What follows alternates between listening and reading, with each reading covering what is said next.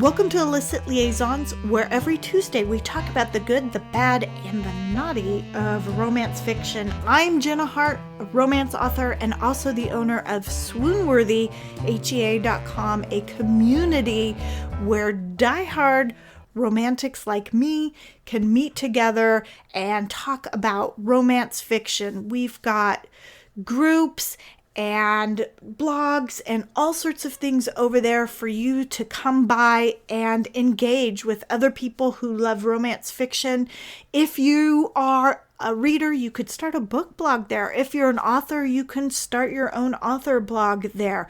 There's all sorts of cool things going on. We have giveaways, this podcast. There's just lots of great stuff. So if you love romance fiction as much as I do, I hope that you will stop by. Creating a profile is free. Engaging in the groups and starting a group or a blog is free. So please stop by swoonworthyhea.com.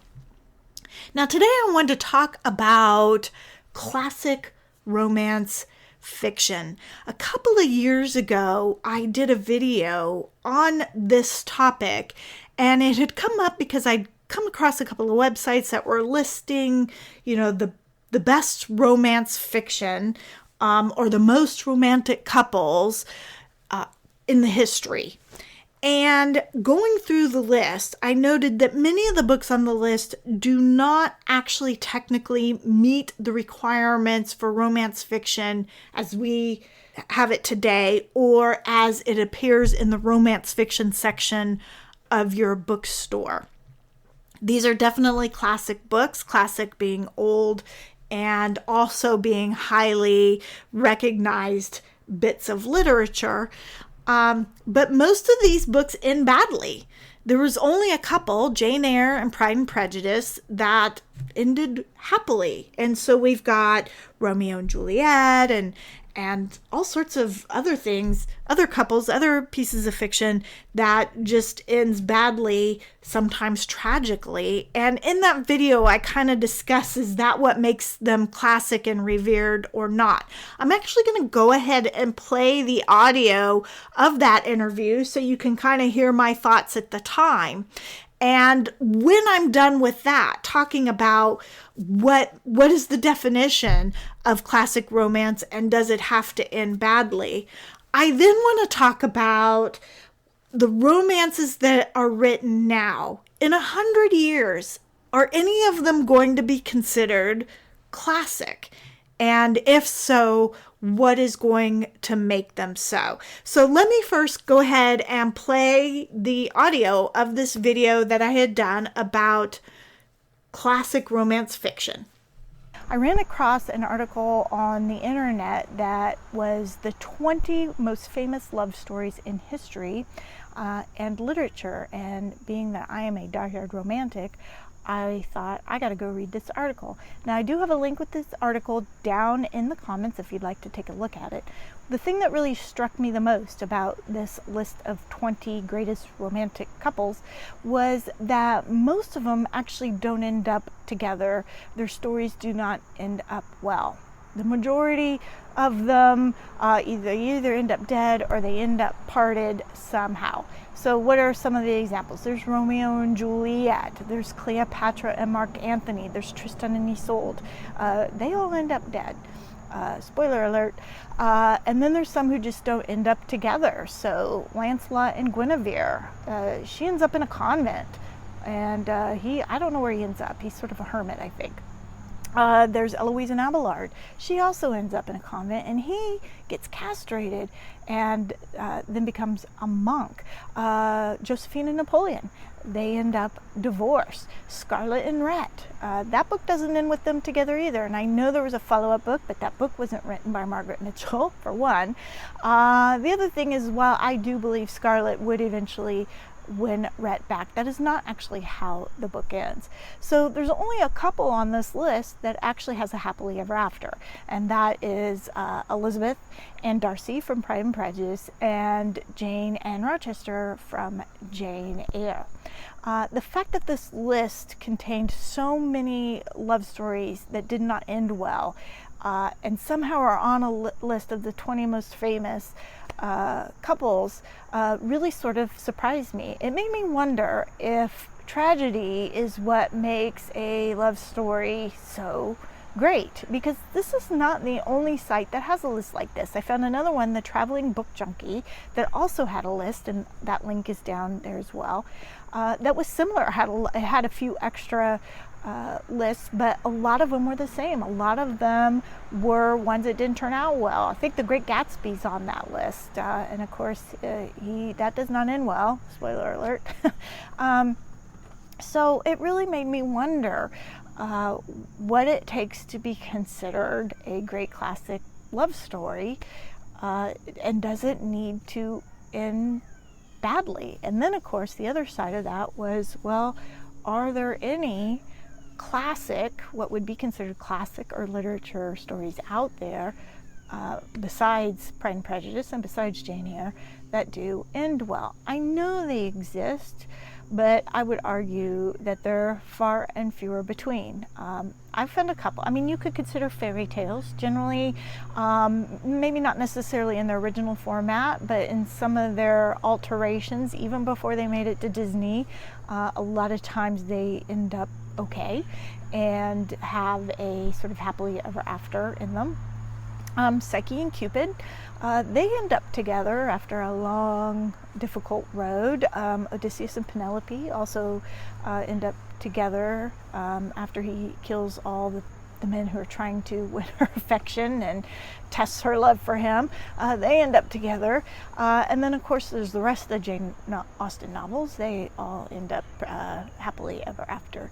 So I know that they exist, but I really found myself struggling to think of others, and I even did some internet searches, and maybe I wasn't using the right search terms, but I was struggling finding what would be considered classic literature that had a happy ending for a romantic couple. Now, there is other classic literature that does end well, but I was looking specifically for literature that really had a happy ending for a couple.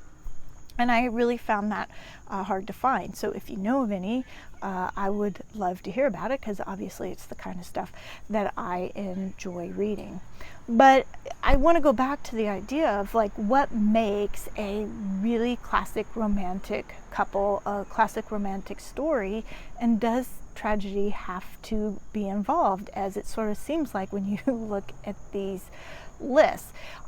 Literature in general often doesn't end well, and that to me is one of the great differences between literature and genre fiction. Now, there is a big debate about this and what is the difference. You know, one says they're plot oriented and one says they're character oriented, but the reality is a good book has to have both. It has to have really interesting characters, and it has to have somewhat of a plot that we are moving through.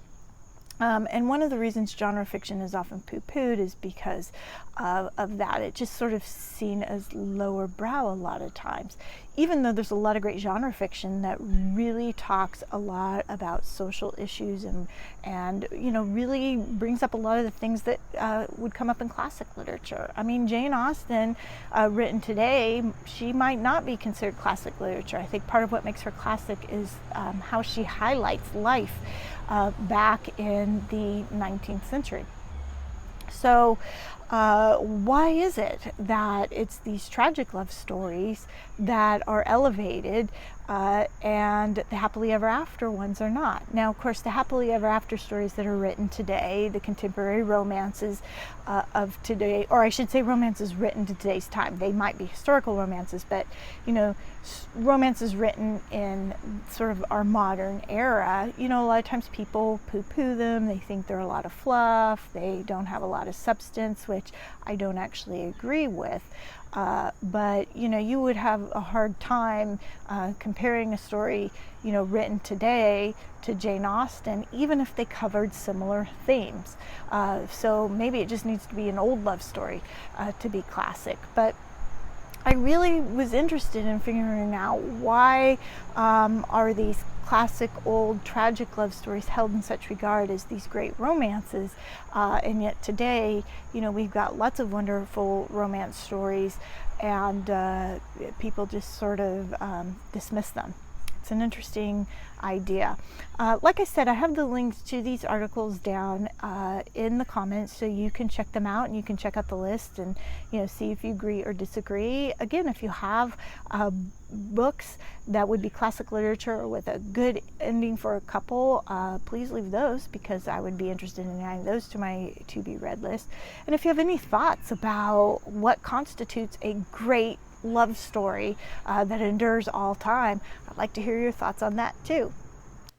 Now, again, if you have any thoughts about the definition of classic romance fiction, or maybe some books that you would like to see be on a list of classic romance fiction, I would love to hear about it. You can go to swoonworthyhea.com/podcast, where the Illicit Liaisons podcast is. There will be a blog post for this, and you can leave your response in the comments. I would love to hear. I would add Persuasion. That is my favorite Jane Austen book. I love Pride and Prejudice, but Persuasion is just my all-time favorite. It's a second chance at love, which is my all-time favorite trope. So I would put that on the list, but I'd be curious to hear your feedback on that. But now moving forward, I'm wondering what sorts of romances have been published since the new millennium, so since 2000 on, that might be in 100 years considered a classic. And I racked my brain through all the books that I've read, and there's some that I really like. There's some that I recommend people read. Some of them are kind of old, and I'm not sure they stand the test of time today as when I read them. But I really don't know that any of them would be considered classic in 100 years. And again, by classic, I'm thinking, okay, this is, a well-written book. It's a piece of literature. But also, maybe we expand that to be maybe books that just had a lot of buzz around them, were, highly popular for their time. In 100 years, are any of them going to still be around? Of course, the first book that comes to my mind is 50 Shades of Grey. And I'm going to be honest with you, I was not a huge fan of that book. But I'm not going to go into why. I always like to be really careful about being critical about books because, I'm a writer and an author, and like many authors, I'm very sensitive to criticism, and I know people love it. And when it comes to fiction, romance fiction, everybody has what they like and what they don't like. And 50 Shades just wasn't something that I really enjoyed. But with that said, in 100 years, it could be something that at least is remembered because it's so much into pop culture now.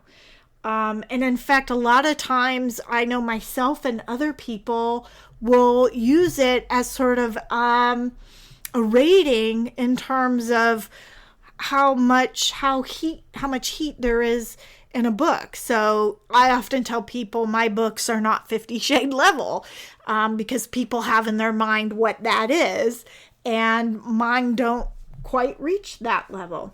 So I was thinking back in, I think it was the 1930s, that Lady Chatterley's Lover came out, and I actually recently read that book, and for the time I could see why people thought it was risque. Today you wouldn't think so. And of course, it's hard to tell if it meets the definition of a romance. They do. I don't want to give anything away in case you read it. It's sort of like ending like Gone with the Wind, in that while Rhett and Scarlett are together, you have this sense that Scarlett's going to win him back somehow.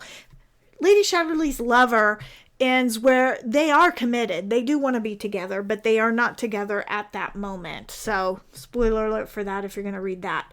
And the only reason I'm equating it now, like with 50 Shades, is that, like 50 Shades, Lady Chatterley's Lover, there was a lot of buzz. And in fact, the book was banned for many, many years. So maybe 50 Shades is one that people will talk about, but will they consider it classic literature? I don't know. There's The Princess Bride, which came out in 1973, but the book is very different from the movie, and I'm not sure anybody would actually really see that as, they might see it as classic fiction, but maybe not romance fiction. So I don't know. So clearly I am having a hard time identifying books that in 100 years people still remember. And that's not to say people won't remember authors. Will Nora Roberts be remembered in 100 years? I'm pretty sure she is. But which book of her bazillion books will people remember? I know what I remember of her books.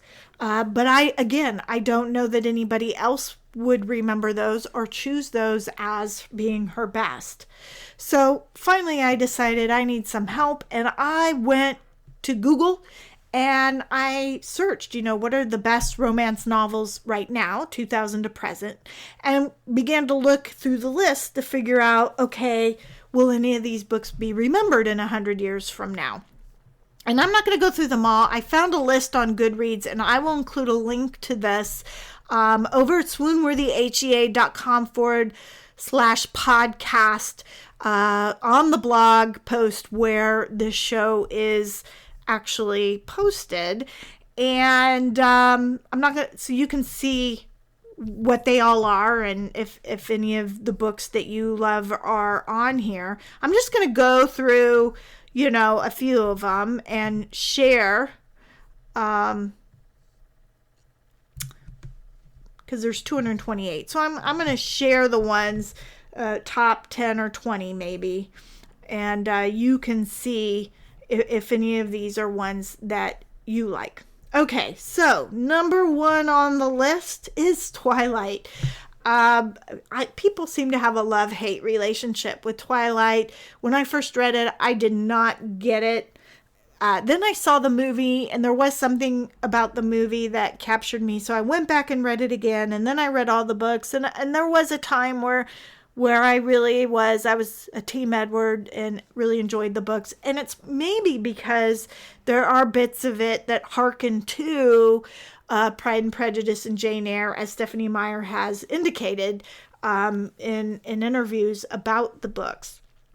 I will also admit I do have Midnight Sun on my shelf that I'm waiting to read. And actually, ever since I read the excerpt on the website, I remember thinking, why didn't she include his point of view in Twilight, or write Twilight from his point of view? Because that excerpt seemed much more interesting than what I had read in Twilight. So I'm eager to read that book. I hope it's pretty good. But in 100 years, are people going to be looking back at Twilight as a classic? I don't know. Maybe you have some thoughts about that. Will it be remembered? Maybe, because it was a kind of a big thing. But I don't know. Number 2 on the list is The Notebook. And will The Notebook be considered a classic? Maybe. But I think today most people, when they think of The Notebook, this is by Nicholas Sparks, they think of the movie. The movie definitely will be a classic movie in 100 years. But I wonder how many people who love the movie actually read the book. I really don't know. Now, some people might argue that the way the Notebook ends, maybe it doesn't fit romance fiction, but this couple, they spend their life together, so I'm willing to accept that it's romance fiction. It really is a lot about their relationship, and it has a lot of swooniness to it because he has basically written his story for his wife who has dementia. So whether it's considered a classic book in 100 years, if people even remember it was a book before it was a movie, I don't know. The next book on the list is The Time Traveler's Wife, which I would not technically say is a romance just because of the way it ends. I'm trying not to give away too much because maybe you haven't read these books and you will. But I wouldn't classify that. I mean, obviously there's a romance in it. It's a really intriguing and excellent book.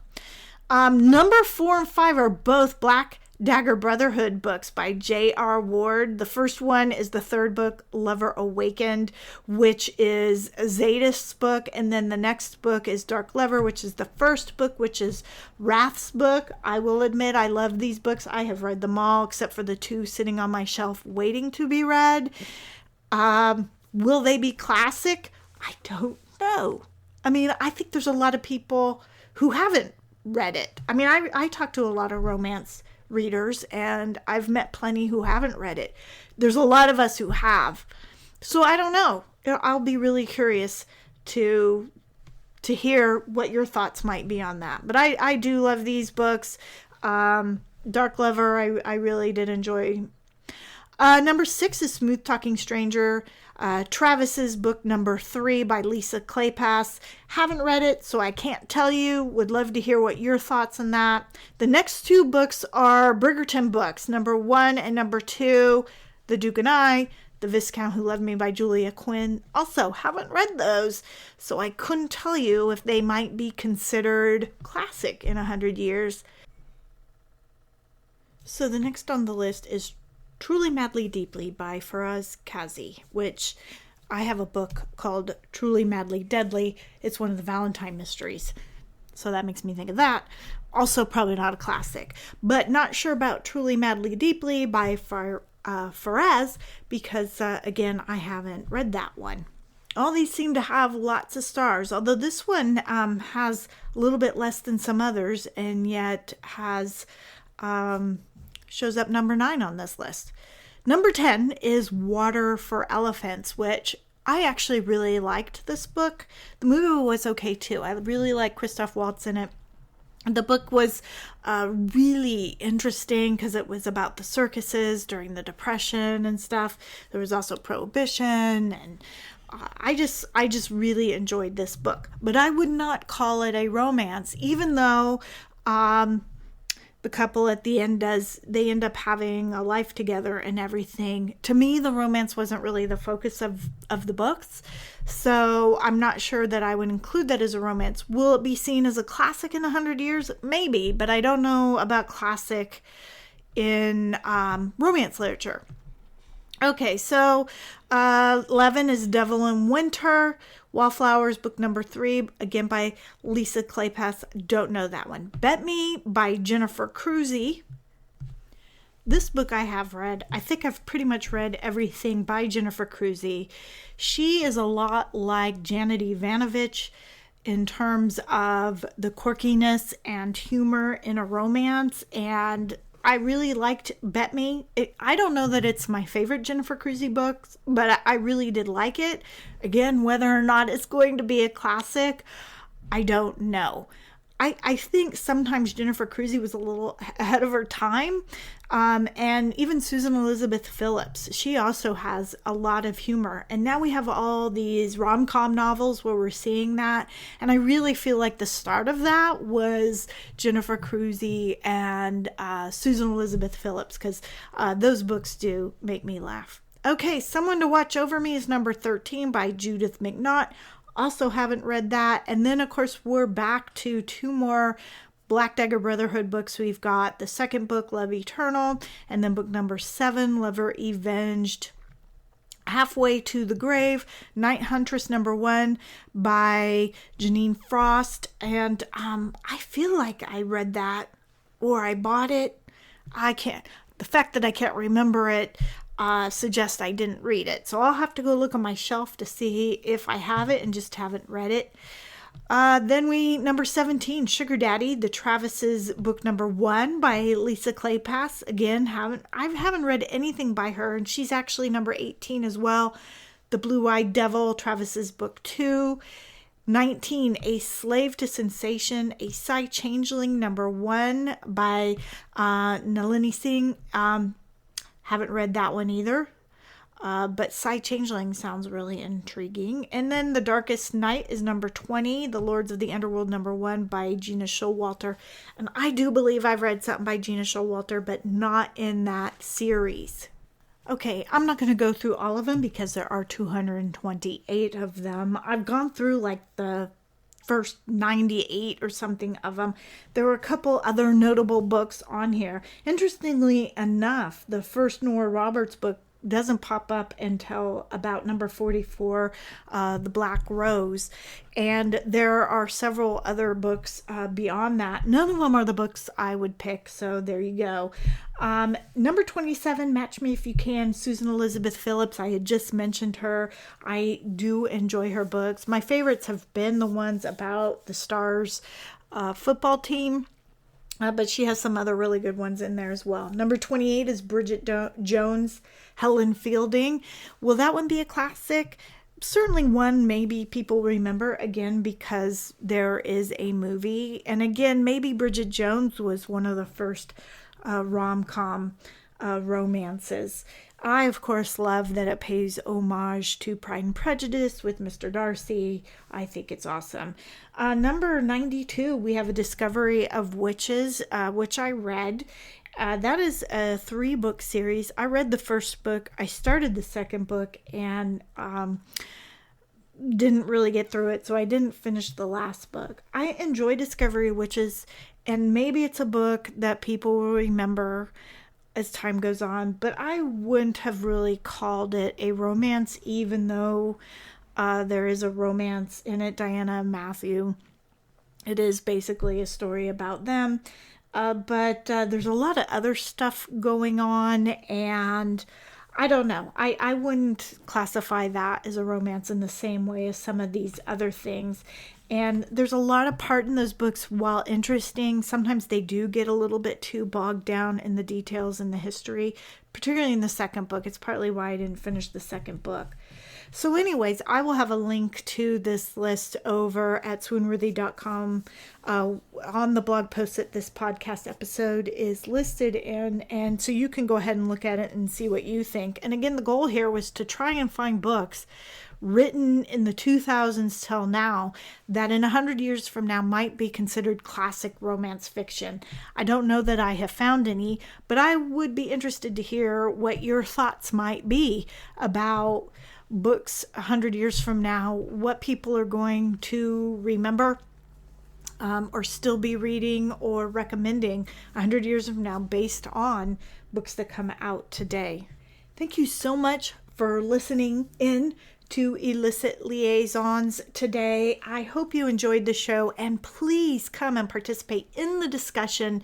You can do so by visiting swoonworthyhea.com, clicking on the podcast link, and any show that you listen to. You can let me know in the comments what you think are your ideas.